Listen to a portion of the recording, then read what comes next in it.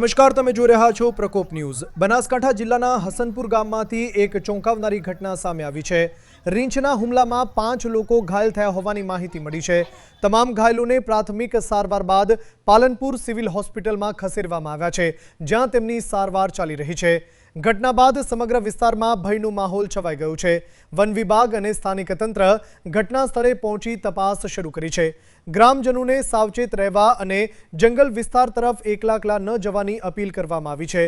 વધુ માહિતી મળતા જ સૌથી પહેલા અમે તમને અપડેટ કરીશું। રિપોર્ટ જશવંત ઠાકોર, પ્રકોપ ન્યૂઝ, વડગામ।